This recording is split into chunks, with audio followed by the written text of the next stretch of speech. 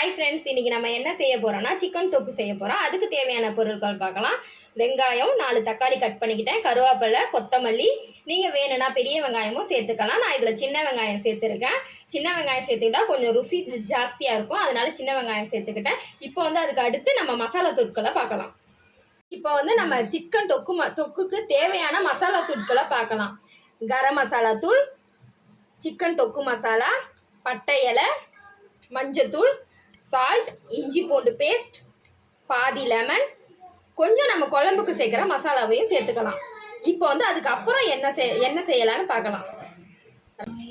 தேவையான ஆயில் சேர்த்துக்கிட்டாச்சு. அது நல்லா ஹீட் ஆனதுக்கப்புறம் நல்லா ஹீட் ஆகட்டும். அதுக்கப்புறம் நம்ம பட்டை இலை எடுத்து வச்சுருக்கோம்ல, அதை இப்போ நம்ம சேர்க்க போகிறோம்.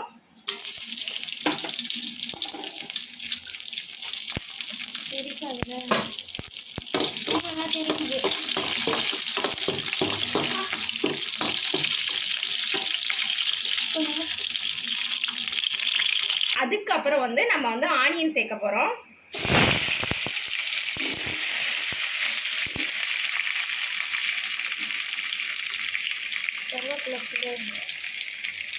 ஆனியன் கருவேப்பிலை சேர்த்துக்கிட்டாச்சு.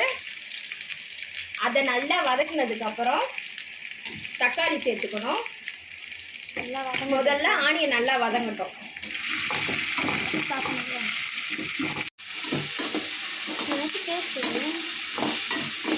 இப்போ நல்லா நம்ம ஆனியனை வதக்கிட்டு இருக்கோம். அது நல்லா கொஞ்சமாக நல்லா வதங்கினதுக்கப்புறம் நம்ம கொஞ்சமாக சால்ட் சேர்த்துக்க போகிறோம்.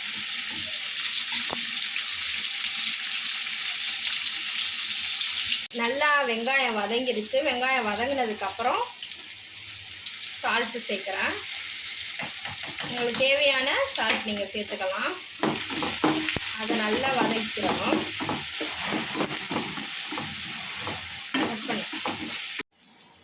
வெங்காயம் பாருங்கள் எந்த அளவு வதங்கிருச்சுன்னு. இப்போ நம்ம தக்காளி சேர்க்க போகிறோம்.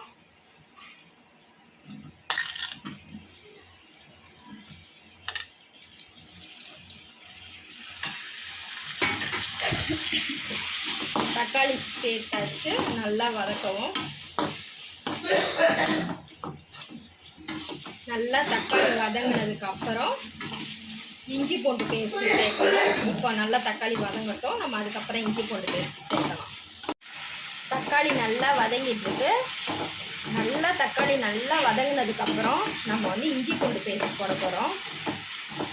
இஞ்சி பூண்டு பேஸ்ட் போடலாமா?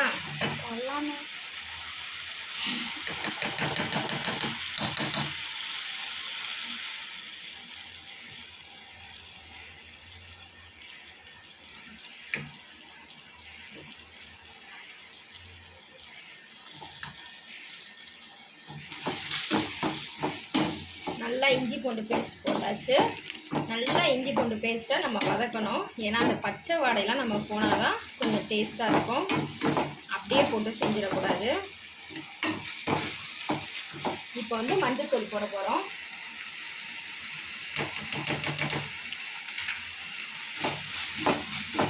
மஞ்சத்தூள் போட்டாச்சு. மஞ்சத்தூள் போட்டுட்டு நல்லா அந்த கிரேவியை வதக்கணும். நீங்களே பாருங்கள் எந்த அளவு தக்காளி நல்லா வதங்கியிருக்குன்னு. இந்த அளவு தக்காளி நல்லா வதங்கணும். வதங்கினதுக்கப்புறம்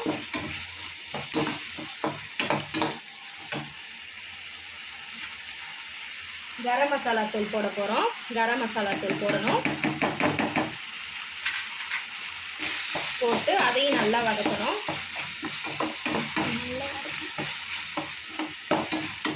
நல்லா வதக்கிட்டு இருக்கும்போது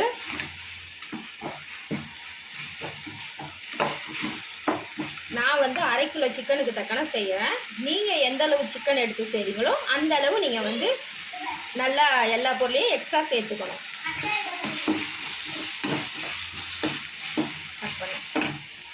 இப்போ இந்த இஞ்சி பூண்டு பேஸ்ட் போட்டு நல்லா வதங்கிருச்சு.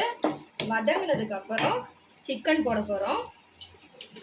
நம்ம சிக்கன் மஞ்சத்தூள் போட்டு நல்லா கழுவியாச்சு. கழுவி எடுத்து வச்சுருக்கேன். அந்த சிக்கனை தான் இப்போ நான் சேர்க்க போகிறேன்.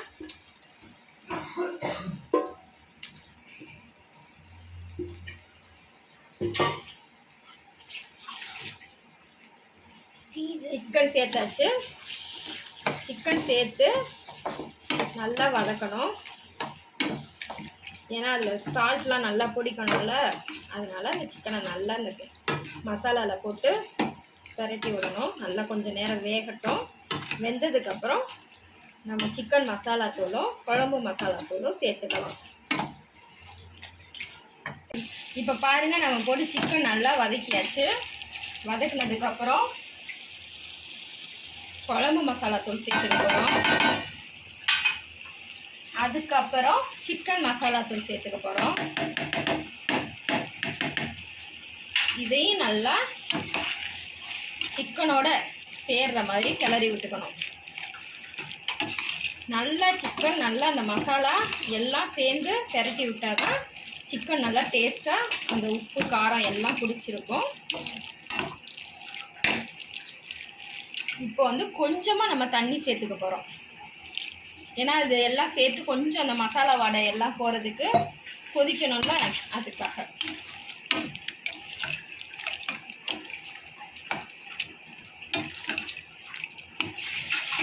பார்த்தாவே தெரியும் எந்த அளவு தண்ணி சேர்த்துருக்கேன்னு. நல்லா வதக்கி விடுங்க. நல்லா கிளறி விட்டதுக்கப்புறம் கொஞ்ச நேரம் அப்படியே விட்டுருங்க. ஒரு 5 நிமிஷம் விட்டால் போதும். 5 நிமிஷத்துக்கு அப்புறம் நம்ம லெமன் சேர்த்து கொத்தமல்லி சேர்த்தா ஃபினிஷ் ஆகிடும். கிரேவி பாருங்கள் நல்லா கொதிச்சுக்கிட்டு இருக்கு. எந்த அளவு எண்ணெய் நம்ம கம்மியாக தான் ஊற்றணும், எந்த அளவு எண்ணெய் மேலே வந்திருக்குன்னு பாருங்கள். இது வந்து எண்ணெய் வந்து நம்ம ஆயில் சேர்த்துக்கலாம் அவ்வளோவா. அது வந்து சிக்கனில் இருக்கிற கொழுப்பு தான், வேறு ஒன்றும் கிடையாது. இப்போ நல்லா கிளறி விட்டுக்கலாம்.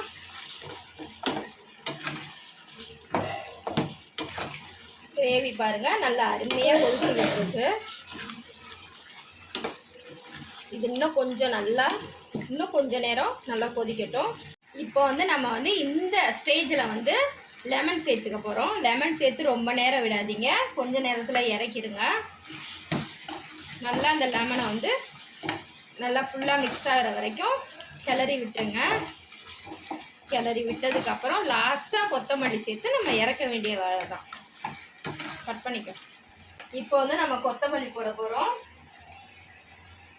கொத்தமல்லி போட்டுட்டு நம்ம இப்போ இறக்குறது தான் வேலை.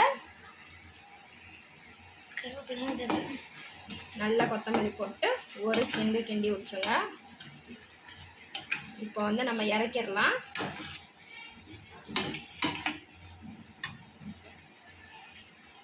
அருமையான சிக்கன் தொக்கு ரெடி. சாப்பாட்டில் சப்பாத்தி, தோசை இது எல்லாத்துலேயும் போட்டு சாப்பிட்றதுக்கு அவ்வளோ ருசியாக இருக்கும். செஞ்சு பாருங்கள், ருசிச்சு பாருங்கள்.